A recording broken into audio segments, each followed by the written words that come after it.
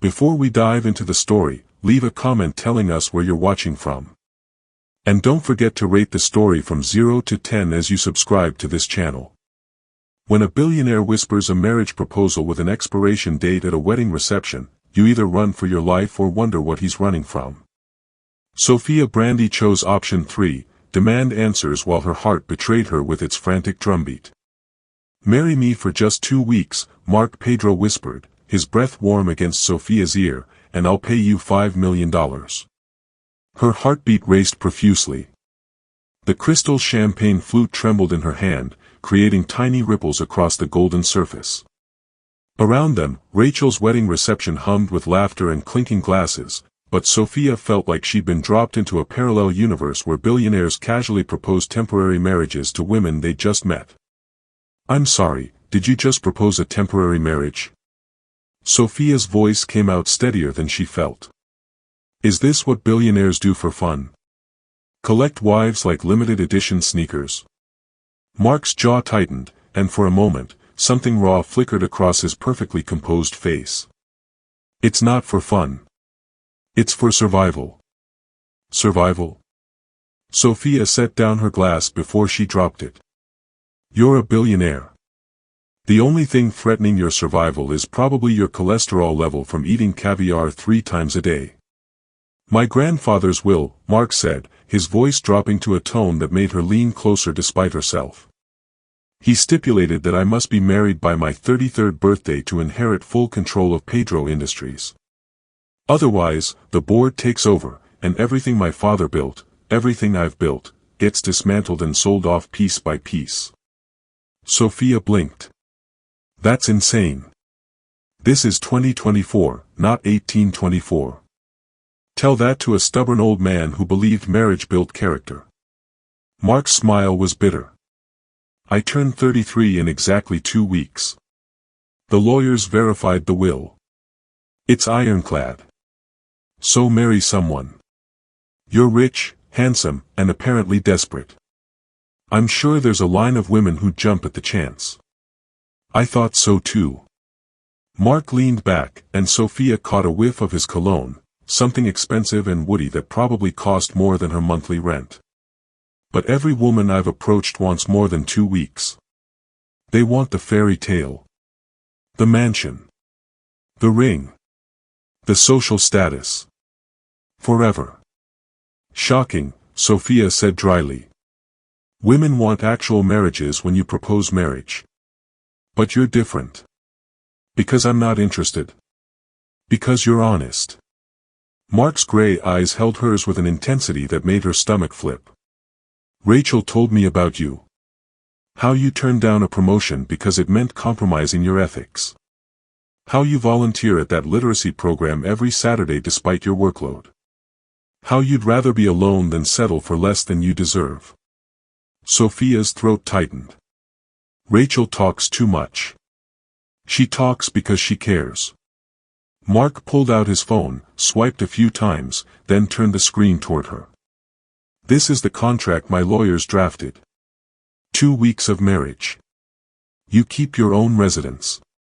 We attend exactly 3 public events together. After 14 days, we file for a quiet divorce, you get $5 million, and we both walk away." The numbers on the screen swam before Sophia's eyes. $5 million. That was enough to pay off her mother's medical bills from the stroke last year. Enough to finally fix the leaking roof of her childhood home.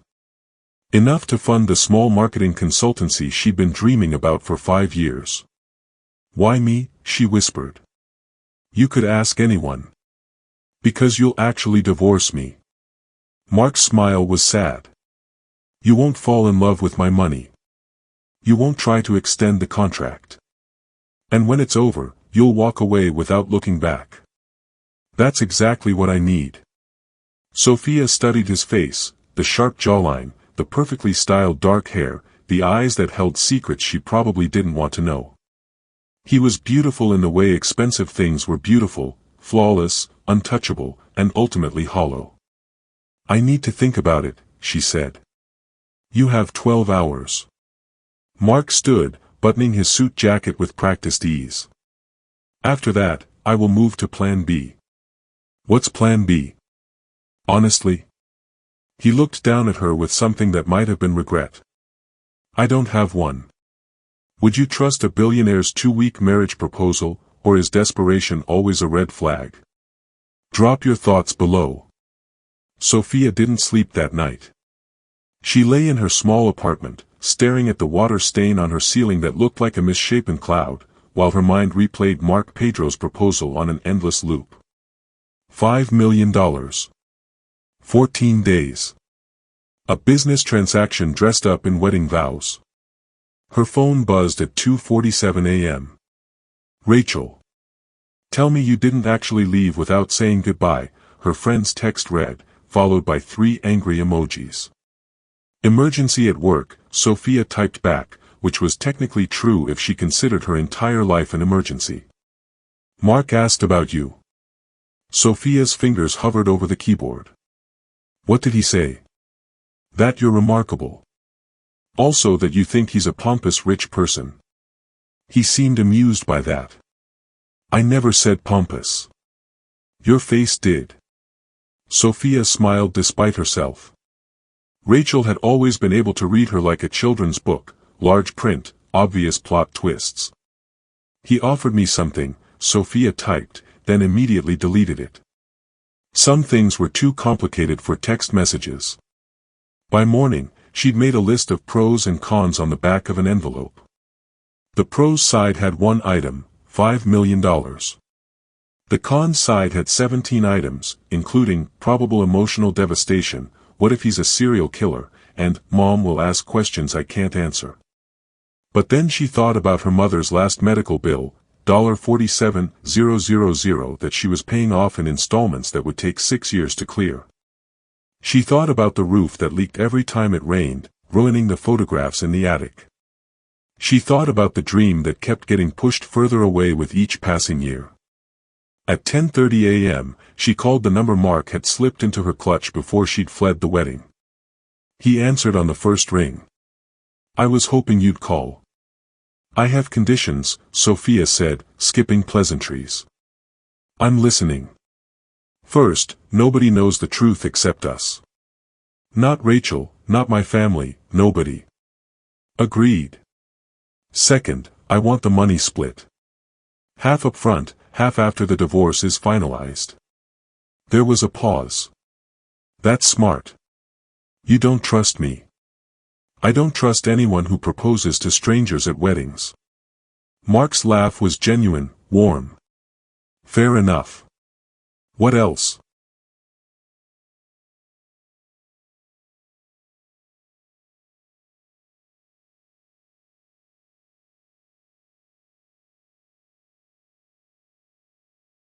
Third. Sophia took a breath.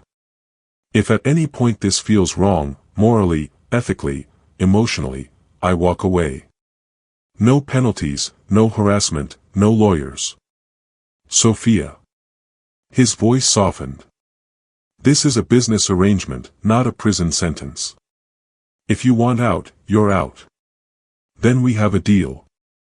Meet me at my lawyer's office at 2 p.m. I'll text you the address. He hesitated. Thank you. Don't thank me yet, Sophia said. You might regret this.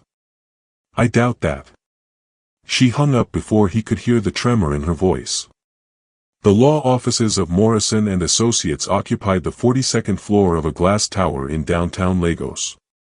Sophia had worn her best navy suit, the one she saved for important client presentations, but she still felt underdressed compared to the marble floors and abstract art that probably cost more than her car. Mark was waiting in a conference room that had floor-to-ceiling windows overlooking the city.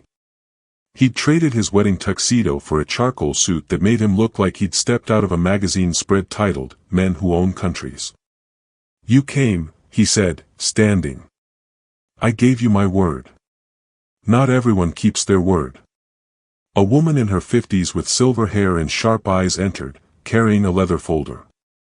Ms. Brandy, I'm Patricia Morrison. I've prepared the contract per Mr. Pedro's instructions, with your additional stipulations included. Sophia spent the next hour reading every word of the 15-page document. Patricia explained each clause in plain English, and to Sophia's surprise, the contract was exactly what Mark had promised. No hidden clauses. No trick language. Just a straightforward agreement: marriage for 14 days, specific public appearances, financial compensation, and a clean exit. "There's one thing we should discuss," Patricia said, exchanging a glance with Mark. "The 3 public events you're required to attend. What about them?" Mark leaned forward. "One is my grandfather's memorial gala this Friday. It's significant. The entire board will be there, extended family, business partners.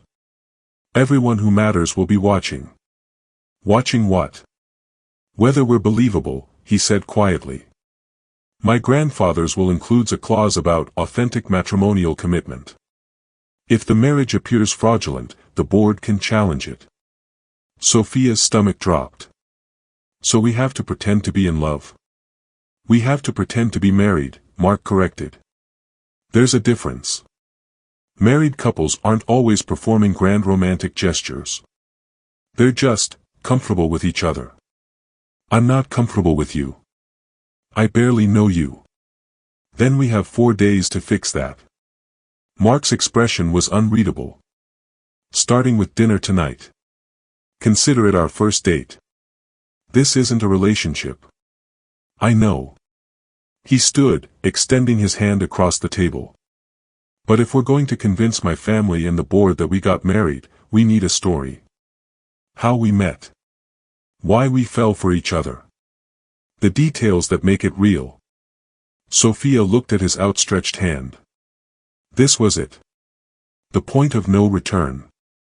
She could still walk away, go back to her manageable life with its manageable problems. Or she could take a leap into something terrifying and possibly transformative. She shook his hand. His grip was firm, warm, and sent an unexpected jolt through her system. "Dinner at 7, Mark said. I'll pick you up. I haven't given you my address." His smile was enigmatic. "Rachel did. She's surprisingly invested in this. She doesn't know about the contract." "No," Mark agreed. "She just thinks I finally came to my senses and asked you out properly." After he left, Patricia gathered the contracts. "Can I give you some unsolicited advice?" "Do I want it?" "Probably not, but I'm giving it anyway." The lawyer's expression softened. "I've known Mark since he was 16. That boy has been running from something his entire adult life. Whatever you think this arrangement is about, the inheritance, the company, it's about something else entirely." "What do you mean?" "I mean, be careful, Ms. Brandy. Not because Mark is dangerous, but because the people who run from their past eventually have to stop. And when they do, everyone around them feels the impact." Sophia left the office with a contract in her bag, a dinner date that wasn't really a date, and the unsettling feeling that she just agreed to much more than 2 weeks. Mark arrived at exactly 7 o'clock, which Sophia found both impressive and mildly irritating. Punctuality felt like another weapon in his arsenal of perfection. She'd changed outfits 4 times, which was ridiculous considering this wasn't a real date. She'd finally settled on a simple black dress that said, "I'm professional but not trying too hard," even though she'd spent 45 minutes on her makeup. When she opened the door, Mark's expression shifted, just for a second, from composed to something unguarded. "You look beautiful." "Thank you," Sophia said, grabbing her clutch before the compliment could settle too comfortably in her chest. "Where are we going?" "Somewhere we can talk without interruption." That somewhere turned out to be the rooftop of a private club Sophia had only read about in lifestyle magazines. The kind of place where memberships cost 6 figures and discretion was guaranteed. String lights crisscrossed overhead, and Legos sprawled below them like a carpet of stars. A table for 2 had been set near the edge, with candles and white orchids that probably cost more than her monthly grocery bill. "This is excessive," Sophia said. "This is necessary." Mark pulled out her chair. "We need to be seen together in public, and this place ensures we won't end up as a viral video. How romantic. I never promised romance. But his smile suggested he found her sarcasm entertaining. They ordered. Mark chose for both of them without asking, which should have annoyed her but somehow didn't because everything he selected was exactly what she would have picked, and then sat in the kind of silence that usually felt awkward but somehow wasn't. "Tell me about your family," Mark said finally. "Is this the part where we build our fake love story? This is the part where I actually want to know." Sophia studied him, trying to detect the lie, but his expression remained open. "My mom raised me alone. My father left when I was 3. She worked 2 jobs to put me through school, never complained, never made me feel like I was a burden." She paused. "Last year she had a stroke. She recovered, mostly, but the medical bills." "That's why you said yes," Mark said softly. "Part of it." Sophia met his eyes. "The other part is that I'm tired of playing it safe. I've spent my entire life making responsible choices, and where has it gotten me? A job I'm good at but don't love, an apartment with water damage, and a dating history that reads like a catalog of men who were intimidated by my success. Their loss. Easy for you to say. You're a billionaire. People probably line up to be intimidated by you." Mark laughed, a real laugh that transformed his face. "You'd be surprised.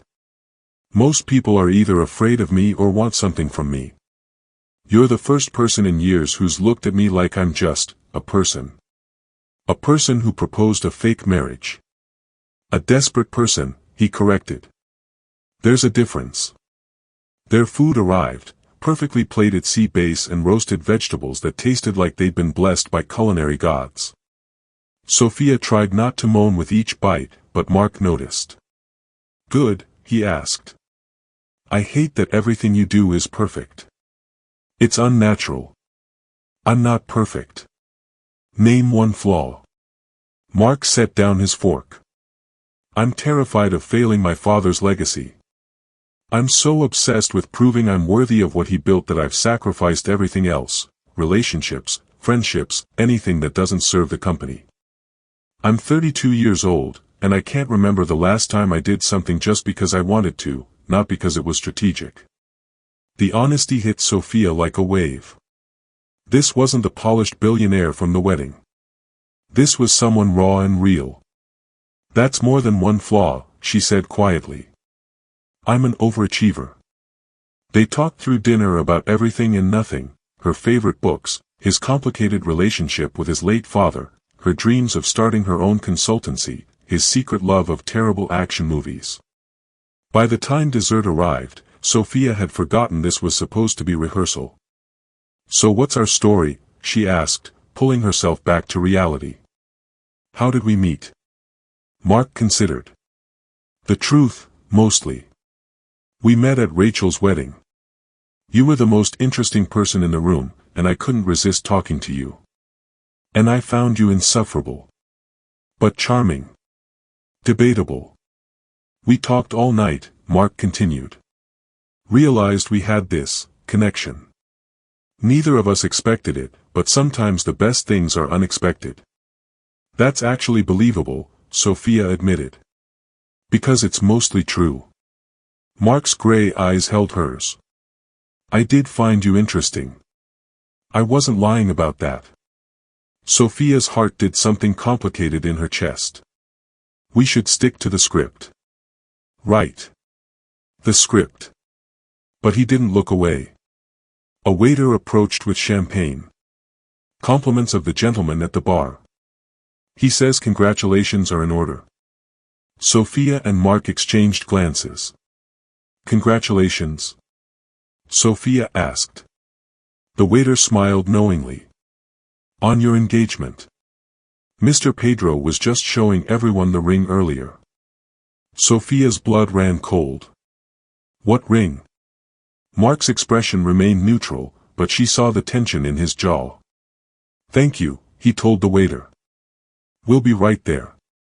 Once they were alone, Sophia leaned forward. "What is he talking about?" I may have mentioned to a few people that I'd recently gotten engaged. You what? Sophia, think about it.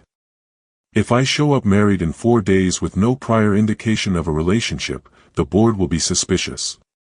I needed to lay groundwork. By telling people we're engaged. We just agreed to this arrangement today. I told them 3 days ago, Mark said calmly. After I first saw you at the wedding. Before I even proposed. Sophia's hands trembled. You were that confident I'd say yes. I was that desperate. He reached across the table, his hand covering hers. I know this is moving fast. Fast? Mark, this is insane. You're telling people we're engaged before you even asked me. What if I'd said no? Then I would have looked like a fool. But you didn't say no. His thumb traced circles on her palm, and Sophia hated how much she noticed. We need to sell this, Sophia. That means a few strategic lies now so the marriage looks natural later. A man in his 50s approached their table, distinguished, with silver temples and an expensive watch. Mark. I heard the wonderful news. Aren't you going to introduce me to your fiancé? Mark stood smoothly, his hand moving to Sophia's shoulder. James Okafor, meet Sophia Brandy. Sophia, James is on the Pedro Industries board. Sophia's stomach dropped, but she managed to smile. It's lovely to meet you. The pleasure is mine. James's eyes were shrewd, assessing. Quite a whirlwind romance, I hear. Mark's kept you very much a secret. We wanted to keep things private, Sophia said, finding her footing. But you know how rumors spread. Indeed. James smiled, but it didn't reach his eyes. I look forward to getting to know you better at Friday's gala. I'm sure the family will have many questions about how you tamed our notorious bachelor. After he left, Sophia excused herself to the restroom. She needed air, space, something to stop the walls from closing in. In the marble and gold bathroom, she gripped the sink and stared at her reflection. What was she doing? This wasn't just signing a contract.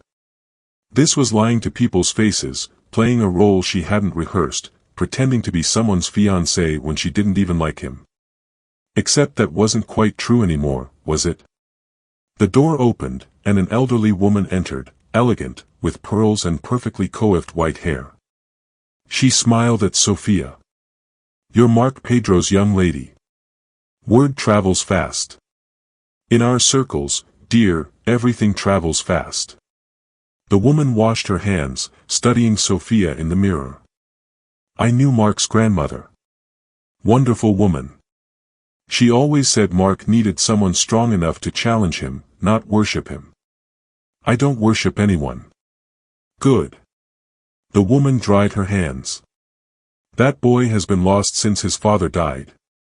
Maybe you're exactly what he needs. When Sophia returned to the table, Mark stood immediately. Are you okay? I'm fine. Just overwhelmed.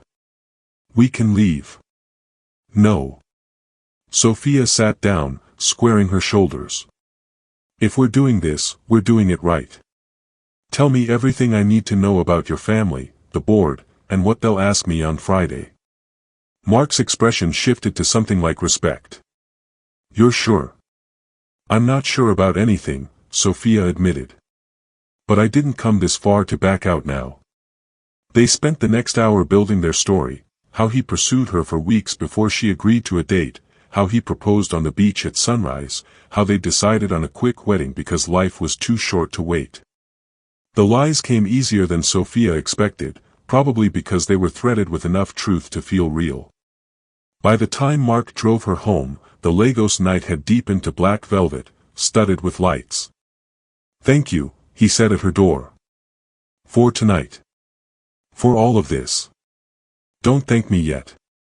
I might still ruin everything on Friday. You won't. His confidence was unnerving. You're too good at everything you do. How would you know? Because Rachel talks about you constantly. And because I see how you handle pressure, most people would have run screaming from my proposal. You negotiated. Sophia smiled despite herself. Is that your way of saying I'm difficult? That's my way of saying you're remarkable. The compliment hung between them, heavy with implications neither of them acknowledged. Finally, Mark stepped back. Good night, Sophia. Good night. She watched him walk to his car, some sleek black thing that probably had a name she couldn't pronounce, and wondered what she'd actually agreed to. Inside her apartment, her phone buzzed.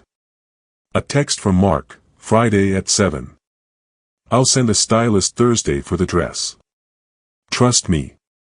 Sophia texted back, I don't trust you. His response came immediately, smart woman.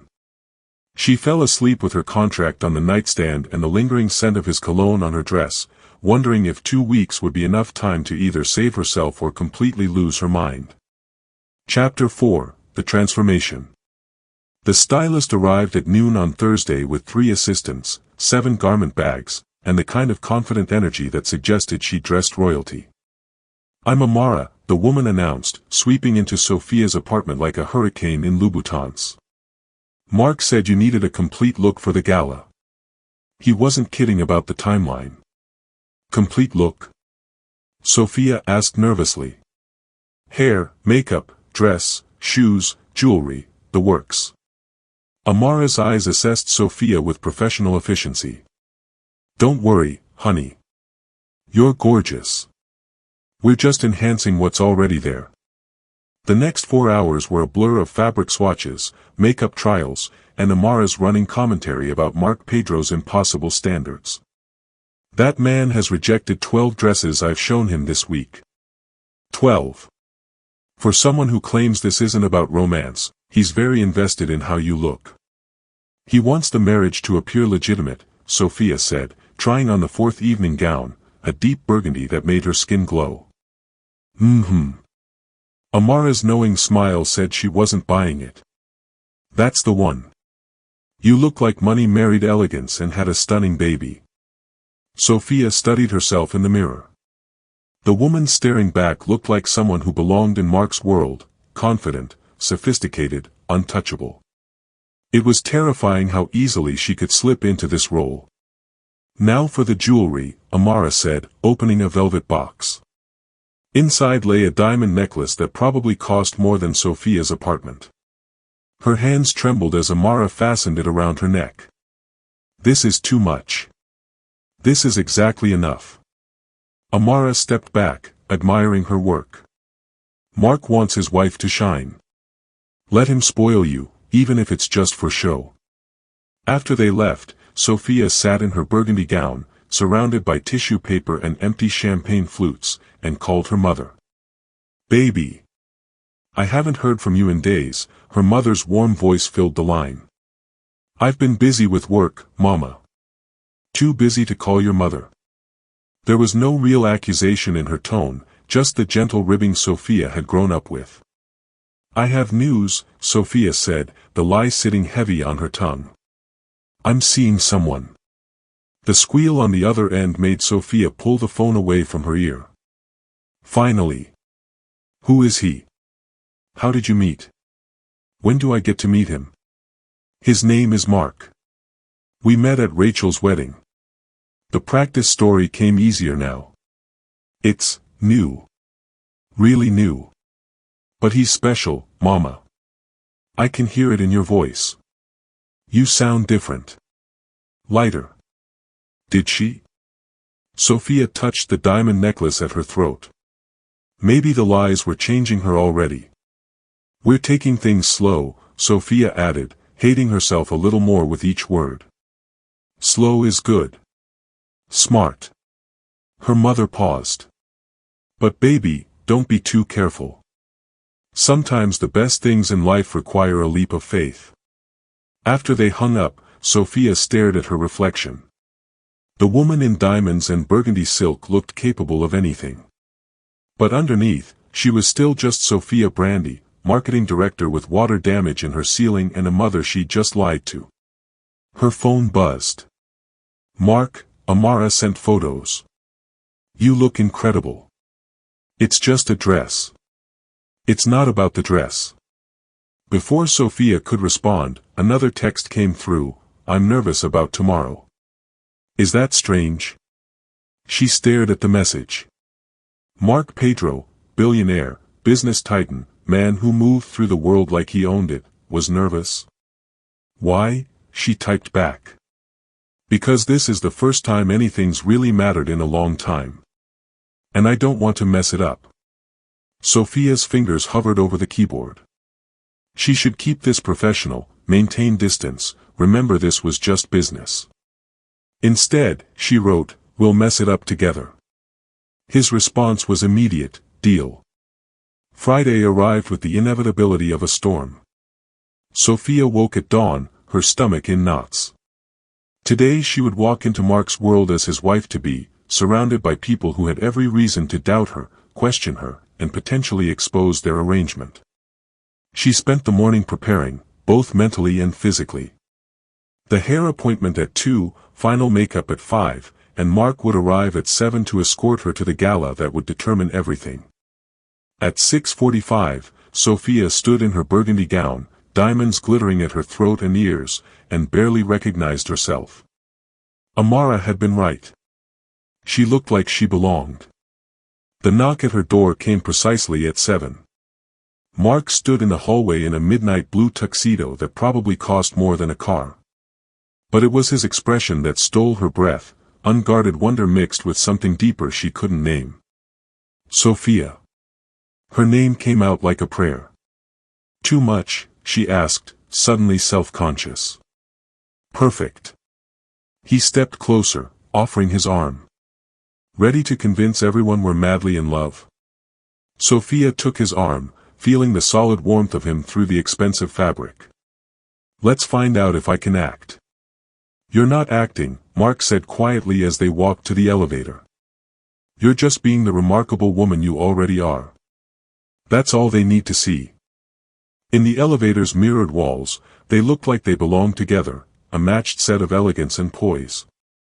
But Sophia saw the truth underneath, two people pretending their way through something that felt increasingly less like pretense and more like dangerous territory. Mark, she said as they reached the lobby. What happens if we're too convincing? His jaw tightened. We stick to the plan. 2 weeks. That's all this is. But neither of them sounded convinced anymore. The Pedro estate made the Grandeur Hotel look like a budget motel. Sophia had seen wealth before, worked with wealthy clients, attended upscale events, but this was different. This was generational money, the kind that built empires and crushed competition without breaking a sweat. The mansion sprawled across manicured grounds, lit by thousands of lights that turned the night into something magical and vaguely threatening.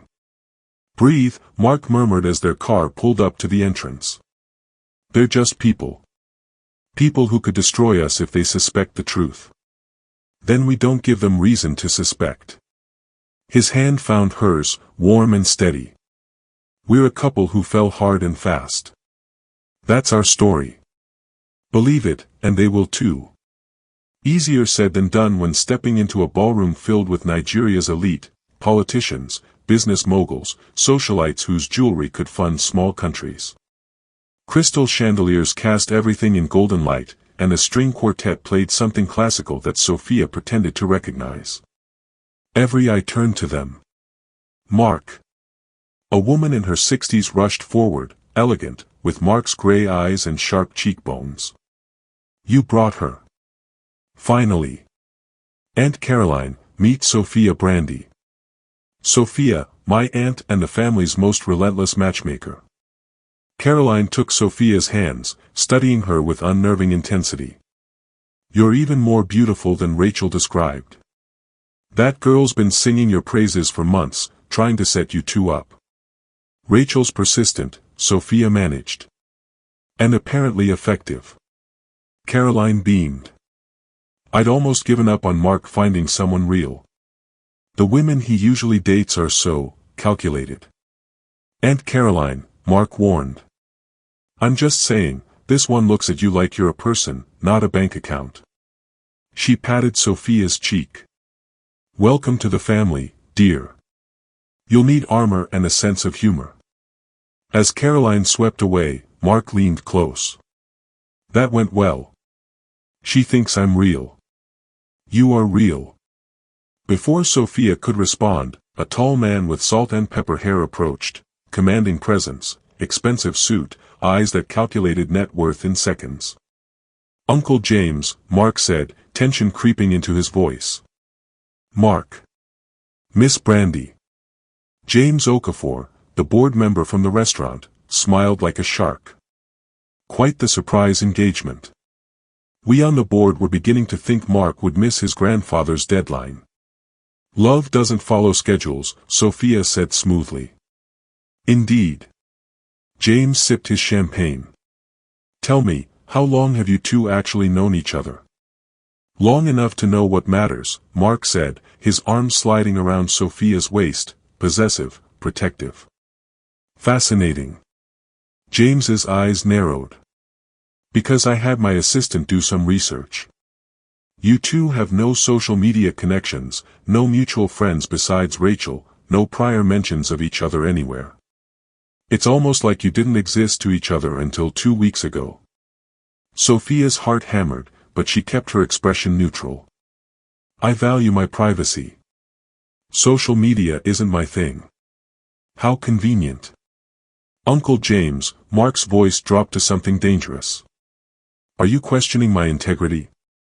I'm questioning the timing. James set down his glass. Your grandfather's will stipulates marriage by your 33rd birthday, which is in 10 days. You show up engaged to a woman nobody's heard of, expecting us to simply accept it. I'm expecting you to respect my personal life. Your personal life affects the company. The board has concerns about this arrangement. The word hung between them like an accusation. Sophia felt the ground shifting beneath her expensive heels. Then perhaps the board should focus on quarterly earnings instead of my relationship, Mark said coldly. The board will be watching very carefully. James's smile didn't reach his eyes. Enjoy your evening. After he left, Sophia exhaled shakily. He knows. He suspects. There's a difference. Mark, he called it an arrangement. Because he's fishing. Mark guided her toward the terrace, away from curious ears. James has wanted control of the company for years. My grandfather's will blocked him. He'll do anything to prove I'm not fulfilling its terms. Outside, the night air was cooler, scented with jasmine and expensive perfume from other guests seeking privacy. Sophia gripped the marble balustrade, trying to steady herself. Maybe this was a mistake, she whispered. Look at me. Mark turned her to face him, his hands framing her face. We can do this. We just need to be more convincing. How much more convincing can we get? His eyes dropped to her lips, and suddenly the space between them felt charged with something dangerous. There's one thing we haven't done yet. What? This. Mark leaned in, his intentions clear. Sophia's breath caught. Mark. They're watching, he murmured, his lips inches from hers. Through the windows. We need to sell this. He was right. She could see shadows inside, faces turned toward them. James Okafor probably among them. This was just part of the performance. Just playing a role. So why did her heart race like it was real? Okay, she whispered. Mark's kiss was gentle at first, tentative, almost asking permission even though they'd already agreed. But then something shifted. His hand slid into her hair, and Sophia's fingers clutched his lapels, and suddenly this wasn't about convincing anyone. This was something else entirely. When they finally broke apart, both breathless, Mark's expression was stunned. That was. For show, Sophia said quickly. Just for show. Right. For show.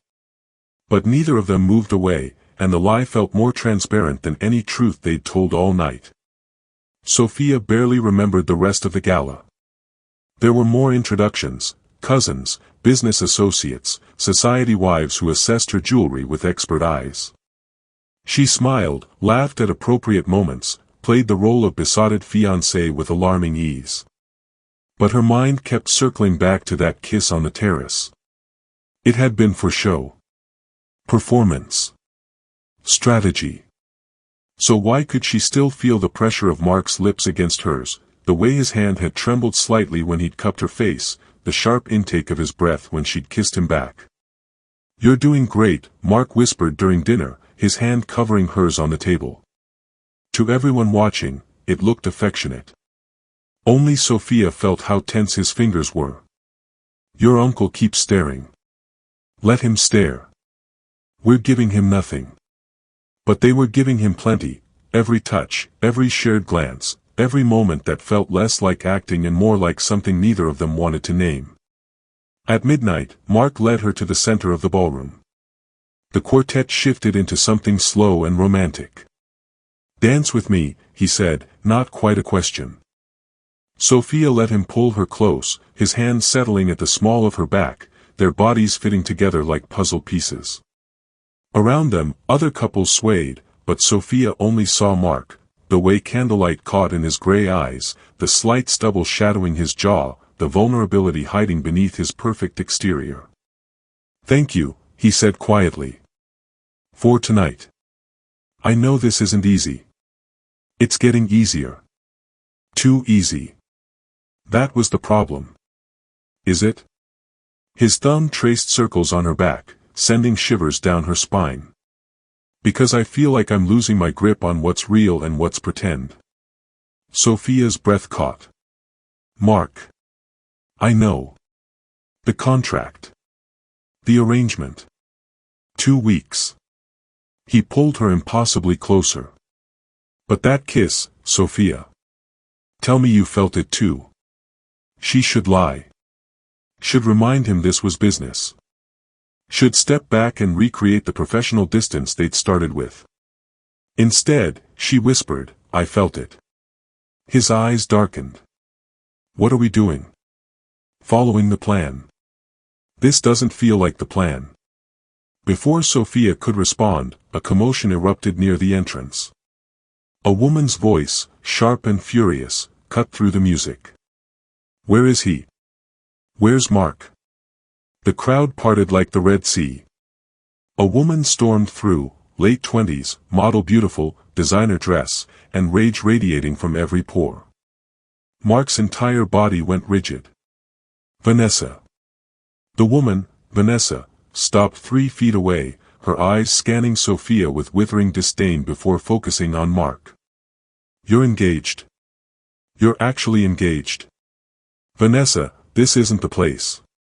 You ghosted me for 3 months, and now I find out you're getting married."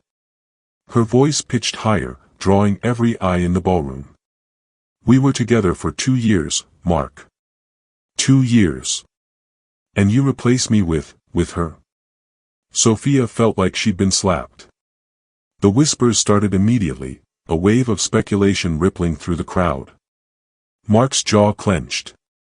"We broke up 6 months ago. You know this.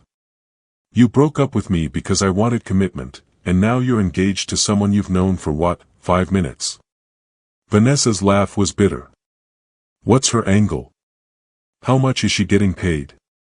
The ballroom went silent. Every phone was out now, recording. This would be on social media within minutes. Sophia's throat tightened, but she refused to crumble. She'd faced worse than jealous ex-girlfriends. "I think you should leave. I think you should tell everyone the truth." Vanessa stepped closer, her perfume cloying and aggressive. "You're a fraud. This whole thing is a fraud. Mark's just using you to secure his inheritance. That's enough." Mark moved between them, his voice deadly quiet. "Security, please escort Ms. Chen out." "You'll regret this," Vanessa hissed as 2 security guards approached. "Both of you. I'll make sure everyone knows what you really are." As she was led away, still shouting threats, the ballroom erupted in whispers. Sophia felt 100 pairs of eyes dissecting her, judging her, calculating whether Vanessa's accusations held truth. James Okafor watched from the corner, his expression satisfied. He'd gotten exactly what he wanted, doubt. "We need to leave," Mark said, his hand at her elbow. "If we leave now, it looks like we're running. If we stay, we give them more ammunition." Sophia pulled her arm free, squaring her shoulders. "Then let's give them something else to talk about."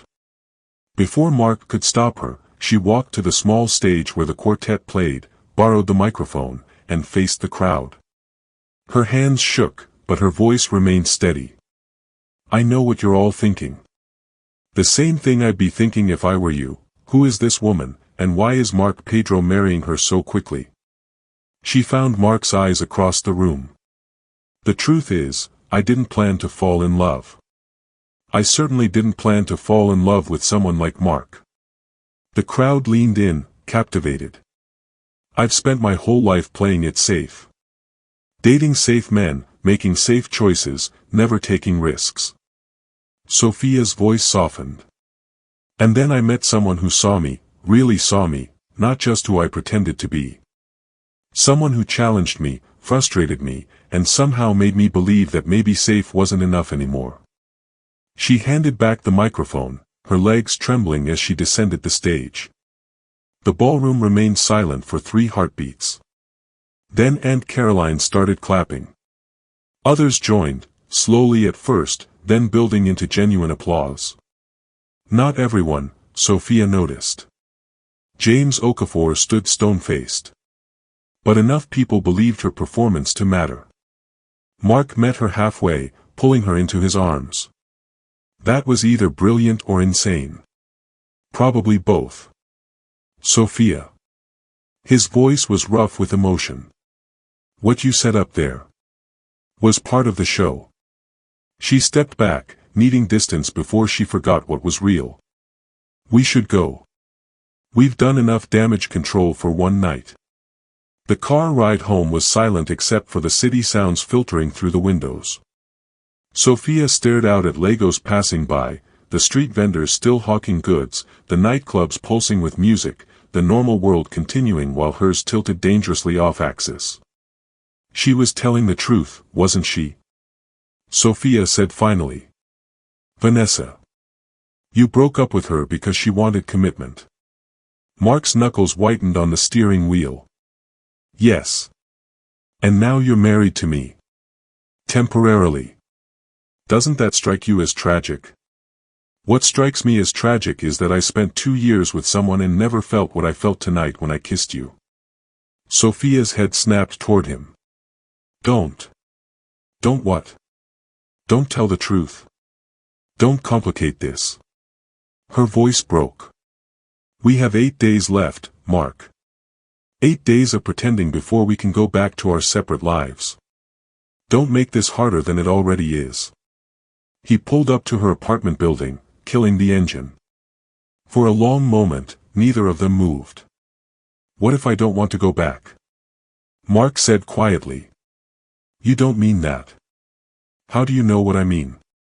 He turned to face her, and the raw vulnerability in his expression nearly undid her. "Maybe I'm tired of running. Maybe I'm tired of safe arrangements and business transactions. Maybe I want something real." "You want the fantasy," Sophia said, even as her heart screamed otherwise.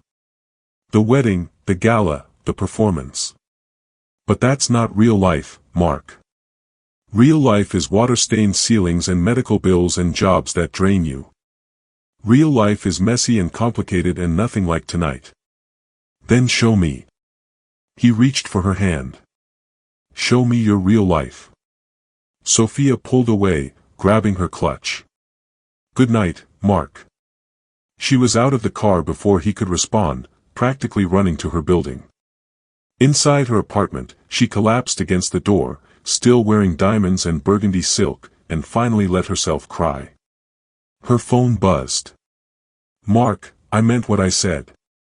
Sophia turned off her phone, removed the jewelry with shaking hands, and climbed into bed still wearing the dress that cost more than her monthly salary. Tomorrow they'd meet with the marriage officiant. In 3 days, they'd sign papers that made this arrangement legal. And in 8 days, it would all be over. She just had to survive 8 more days without falling completely apart. Or worse, without falling completely in love with a man who'd offered her money but was somehow giving her everything she'd never known she wanted. The courthouse was nothing like the venue Sophia had imagined for her wedding as a little girl. No flowers. No music. No family watching with happy tears. Just fluorescent lights, industrial tile floors, and a clerk who looked like she'd rather be anywhere else. "This is depressing," Sophia muttered, signing yet another form. Mark glanced around the sparse waiting room. "We could have done something bigger. A hotel, a church. And invite who? Your family who's already suspicious. My mother who thinks this is real." Sophia set down the pen harder than necessary. "No. This is fine. This is what we agreed to." But it didn't feel fine. It felt like a betrayal of every romantic notion she'd ever harbored, every dream she'd pushed aside for practicality. Even a fake wedding should have had some dignity. "Ms. Brandy? Mr. Pedro? Judge Morrison is ready." They followed the clerk into a small office that smelled like old paper and resignation. Judge Morrison, a woman in her 50s with kind eyes and no-nonsense demeanor, gestured to 2 chairs. "I understand this is a time-sensitive situation," the judge said carefully. "My grandfather's will," Mark explained. "I need to be married by my 33rd birthday. Which is in 3 days." Judge Morrison's expression suggested she'd heard stranger stories but not many. "And you, Ms. Brandy? You're comfortable with this arrangement?" Sophia met the judge's eyes. "Yes. Because if there's any coercion." "There isn't. I'm here of my own free will." The judge studied them both, and Sophia wondered what she saw. 2 people in designer clothes, signing papers that would bind them legally while keeping them emotionally distant. Or something more complicated. "Very well.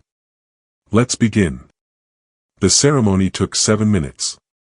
7 minutes to recite vows that felt like lies, to slide rings onto fingers with hands that trembled for different reasons, to promise forever while planning an exit. "You may kiss your bride," Judge Morrison said, without the usual enthusiasm. Mark looked at Sophia, asking silent permission.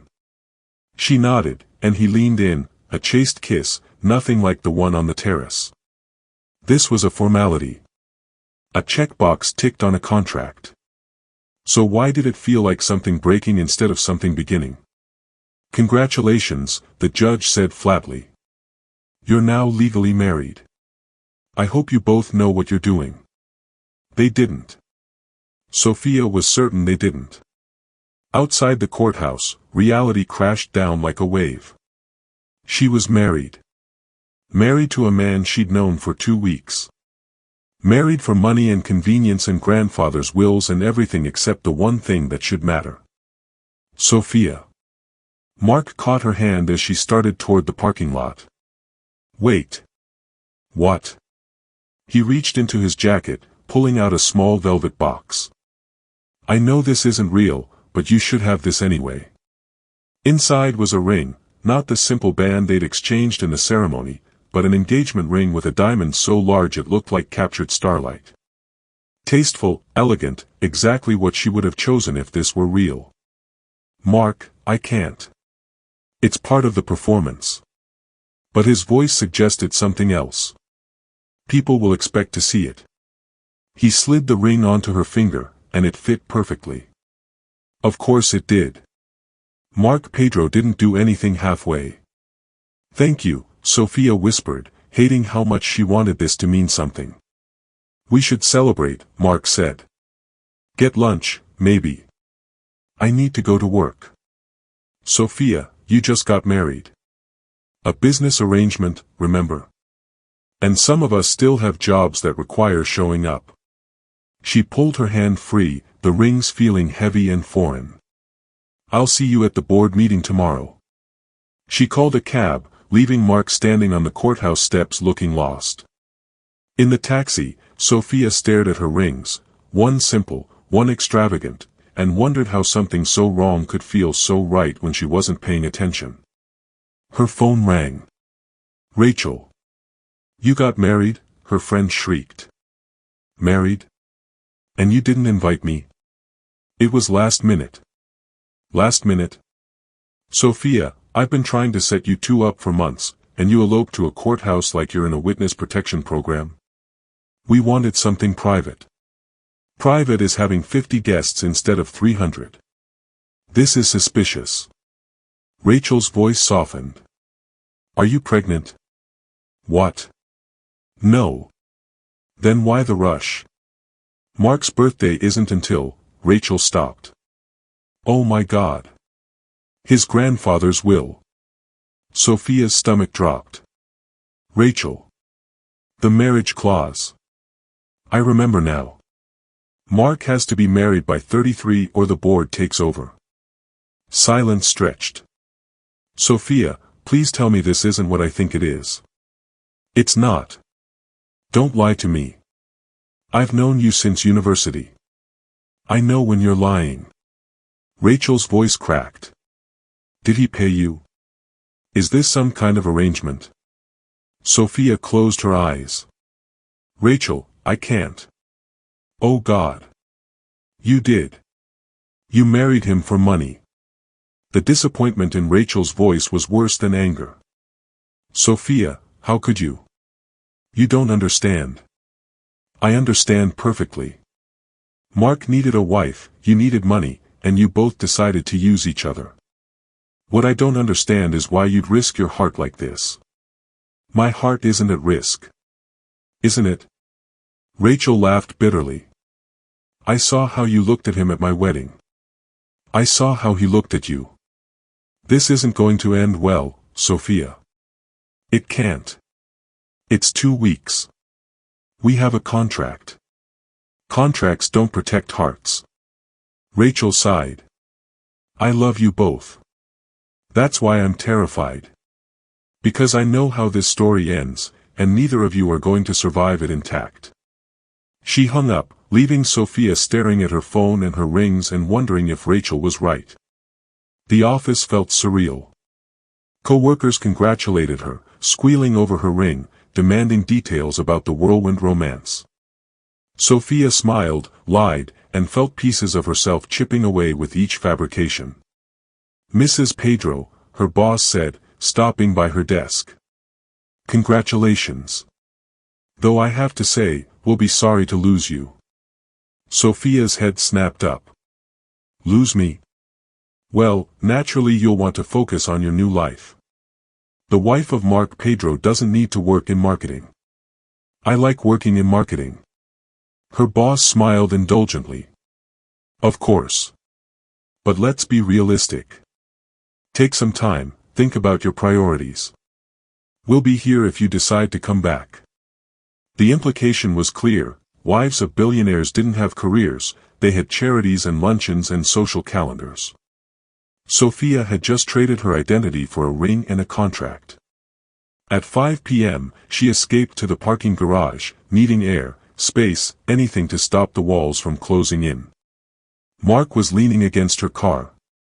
"How did you know I'd be here?" Sophia asked. "Lucky guess." He straightened, looking uncertain in a way that didn't suit him. "I thought we could have dinner. Celebrate properly." "There's nothing to celebrate. We're married. We're contracted." Sophia unlocked her car. "There's a difference." "Is there?" Mark caught her door before she could close it. "Because it feels pretty damn real to me." "That's the problem." The words exploded out of her. "It feels real, but it's not. In 5 days, we sign divorce papers and pretend this never happened. My boss thinks I'm quitting. Rachel thinks I'm a fraud. My mother thinks I found true love. And I'm standing here wearing your rings, lying to everyone I care about, and I don't even know who I am anymore." Mark crouched beside her car, his eyes level with hers. You're Sophia Brandy. Marketing Director. Literacy Volunteer. Woman who doesn't compromise her ethics. Woman who took a calculated risk and honored her commitment even when it got complicated. This isn't complicated. This is a disaster. Then let's make it less of a disaster. He took her hand, the one with his rings. Have dinner with me. No performance, no audience. Just two people who happen to be legally married, trying to figure out what the hell they're doing. Sophia should say no. Should drive home, eat leftover takeout, and remember why she'd agreed to this arrangement in the first place. Instead, she said, "Where?" Mark's smile was relief and hope mixed together. Trust me. She shouldn't. But she did. They drove to a small restaurant tucked in a quiet neighborhood, nothing fancy, just authentic Nigerian food and plastic chairs and the kind of warmth that came from family recipes and genuine hospitality. This is where you take your fake wife? Sophia asked as they sat down. This is where I take someone I want to actually know. Mark ordered for them both, jollof rice, suya, plantains. My father used to bring me here when I was a kid. Before the money changed everything. Money changes everything. Not everything. His eyes held hers. You haven't changed. You're still the woman who called me out at a wedding, negotiated a contract like a CEO, and gave a speech at a gala that had my aunt in tears. Your aunt cries at commercials.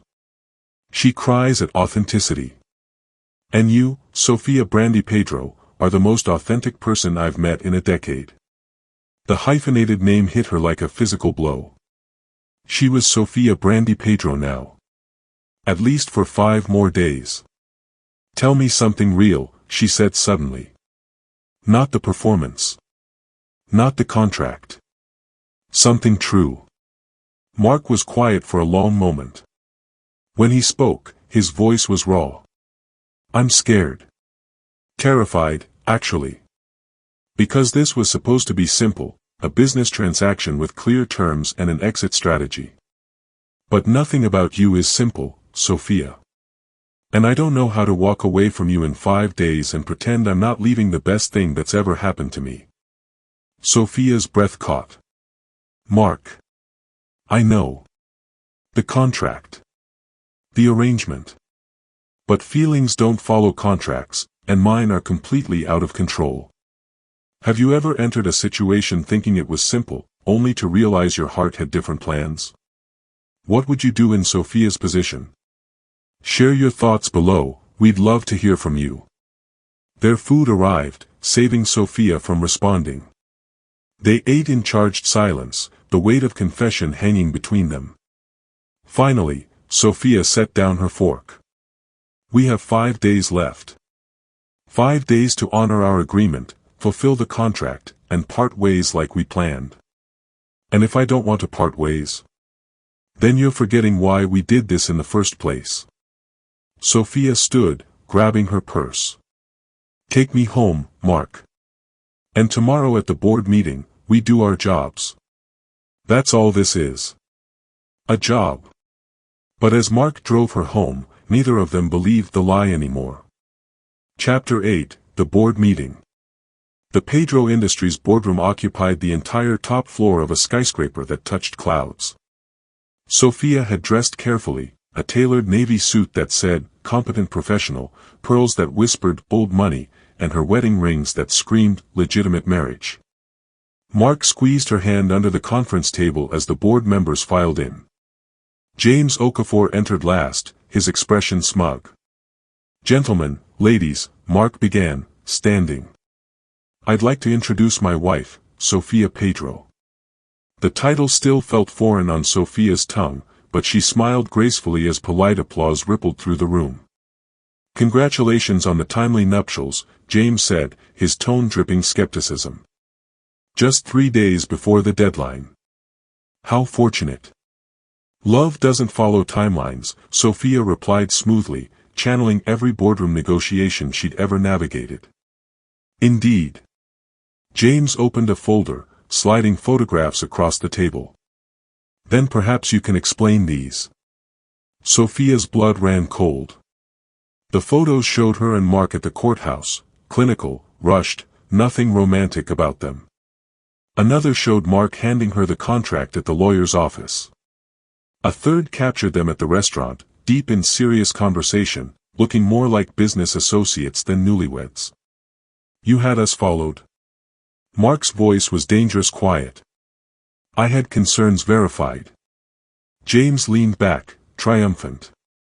This marriage is a sham. A calculated maneuver to circumvent your grandfather's intentions. The will specified authentic matrimonial commitment, not a business transaction. The room erupted in murmurs. Sophia felt the walls closing in. You're accusing me of fraud. Mark's hands clenched into fists. I'm accusing you of desperation. James turned to the other board members. I move that we challenge this marriage's legitimacy and invoke the alternative clause in the will, transferring control to the board until Mark demonstrates genuine commitment to the company's values. Seconded, another board member said. Sophia's mind raced. They were losing. Everything they'd built, the performance, the lies, the careful construction, was crumbling. May I say something? Sophia stood, her voice cutting through the chaos. James smiled coldly. By all means, Mrs. Pedro. Defend your payday. You're right, Sophia said, and Mark's head snapped toward her in shock. This marriage started as a transaction. Mark needed a wife. I needed money. We made a deal. The room went silent. Mark looked like she'd stabbed him. But here's what you don't understand about transactions, Mr. Okafor. Sophia walked around the table, commanding the room. Sometimes the best ones transform into something neither party expected. Yes, Mark approached me with a contract. Yes, I agreed for financial reasons. But what happened after? Her voice softened. That wasn't in any contract.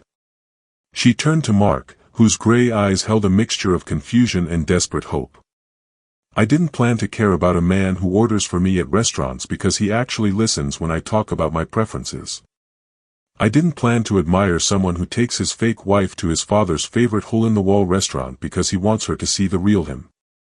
I didn't plan to fall for someone who's terrified of failing his father's legacy but still shows up every day trying to honor it. Sophia's voice cracked. So yes, this started as an arrangement. But it became something else. Something real. And maybe that doesn't fit your definition of romance, but it's honest. Which is more than most marriages built on lies about forever. The room remained silent. Mark stood slowly, crossing to where she stood. Sophia, he whispered. Did you mean that? Every word. And she did. Somewhere between the contract and the courthouse, between the performance and the genuine moments, she'd fallen. Completely. James cleared his throat. A touching speech. But words are cheap. Then let's talk about actions, Mark said, not breaking eye contact with Sophia. I'm restructuring my role at Pedro Industries. I'll remain CEO, but I'm delegating operational control to qualified executives. I'm creating work-life boundaries I should have established years ago. Because my wife, the word came out reverent, deserves more than a husband married to his company. You're willing to step back? Another board member asked, surprised. I'm willing to build a life, not just a legacy. Mark took Sophia's hand. My grandfather's will wasn't about control or timelines. It was about understanding that success means nothing if you have no one to share it with. I finally understand that.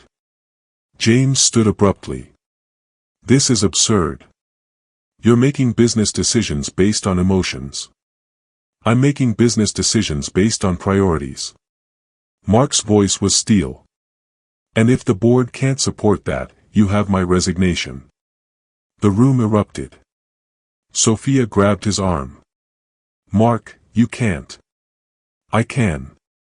I will. He turned to the board. You have 48 hours to decide. Support my restructuring plan, or I walk. Either way, my marriage stands. James's face purpled. You're bluffing. Try me. The meeting dissolved into chaos. Mark guided Sophia out, his hand at the small of her back, protecting her from the storm they'd created. In the elevator, reality crashed over them. You just threatened to resign, Sophia said. I just chose you over the company. Mark, the company is everything to you. It was everything. He cupped her face. Until you became more. Sophia's eyes filled with tears. We have 4 days left on our contract. Then let's renegotiate. His thumb brushed away a tear. I don't want an exit strategy anymore, Sophia. I want forever. You don't mean that. I've never meant anything more. Mark kissed her, gentle, desperate, completely real. Stay. Not because of money or contracts or grandfather's wills. Stay because what we have is worth fighting for. Sophia wanted to say yes. Wanted to believe fairy tales could grow from fraudulent beginnings. But before she could answer, her phone rang. Her mother. Mama. Sophia answered, and the sound of crying made her heart stop. What's wrong? Baby, I'm at the hospital. I had another stroke. It's worse this time. The elevator doors opened. Sophia stood frozen between two impossible choices, the man who just offered her everything, and the mother who needed her immediately. I have to go, she whispered. Mark's face fell. Let me come with you. No. Sophia stepped out, putting distance between them. This is my life, Mark. My real life. The one that doesn't include galas and boardrooms and billion-dollar companies. Maybe it's time we both remembered that. She left him standing in the elevator, his declaration hanging unanswered in the expensive air. Chapter 9, The Truth. The hospital smelled like antiseptic and broken promises. Sophia sat beside her mother's bed, holding a hand that felt too fragile, watching monitors that beeped with mechanical indifference. The stroke had been severe. The doctors used words like extensive damage and long recovery and significant medical costs that made Sophia's chest tighten. Baby, her mother whispered, her speech slurred but determined. Your husband, where is he? Working, Mama. He's busy with the company. Too busy for his wife in crisis. Her mother's eyes, still sharp despite everything, studied Sophia's face. What aren't you telling me? Everything. Nothing. The truth that would break her mother's heart. Rest, Mama. We can talk later. But her mother's grip tightened. I'm not stupid, Sophia. I saw the courthouse photos online. Someone posted them, said Mark Pedro married for his inheritance. Her voice cracked. Tell me it's not true. Tell me my daughter didn't sell herself. Sophia's tears came hard and fast. It started that way. But Mama, it became real. I swear it became real. Started that way. Her mother closed her eyes. Oh, baby. What have you done? Before Sophia could answer, the door opened. Mark stood there, still in his suit from the board meeting, holding flowers and looking completely out of place among the fluorescent lights and vinyl chairs. I'm sorry, he said quietly. I know you said not to come, but I couldn't stay away. Sophia's mother studied him with the intensity only mothers possessed. So you're the billionaire who bought my daughter. Mama. It's okay. Mark approached the bed, setting down the flowers. Mrs. Brandy, you're right. I offered your daughter money to marry me. It was calculated, selfish, and the best decision I ever made. Best decision? Her mother's eyebrows rose. Because she said yes. Mark's voice was raw with honesty. And in 2 weeks, she showed me what I'd been missing my entire life. She challenged me, frustrated me, made me want to be better than the man who thought everything could be solved with money. He turned to Sophia, and she saw everything in his eyes, the fear, the hope, the desperate truth he'd been holding back. "I love you," Mark said. "I've probably loved you since you called me Batman with hostile takeovers. But I definitely loved you when you stood in front of that board and defended something that started as a lie but became the most honest thing in my life." Sophia couldn't breathe. "Mark. I'm not finished." He pulled papers from his jacket. "This is the contract we signed. The one that says in 2 days, we dissolve this marriage and go our separate ways." He tore it in half. "I don't want separate ways. I don't want temporary. I want every day with you, the water-stained ceilings, the medical bills, the real life you said I was too privileged to understand." "You're in a hospital tearing up legal documents," Sophia said through tears. "You've lost your mind." "I found it, actually." Mark knelt beside her chair. "The board voted. They're supporting my restructuring plan. James Okafor resigned in protest. I have the company, the inheritance, everything I thought I wanted." He took her hands. "And none of it matters without you." Sophia's mother made a sound, half laugh, half sob. "Well, that's a decent speech." "Mama," Sophia protested weakly. "What?" "The man flew across town to declare himself in a hospital. That's commitment." Her mother squeezed Sophia's hand. "The question is, what do you want, baby?" What did she want? Sophia looked at Mark, this impossible man who'd entered her life with a business proposition and somehow given her everything she'd been afraid to dream about. "I want the truth," Sophia said finally. "No more contracts. No more performances. If we do this, if we actually try, it's real. Completely real. With all the mess and complications and medical bills that come with real life." "I want the mess," Mark said immediately. "I want your mother's medical bills. I want to fix your ceiling.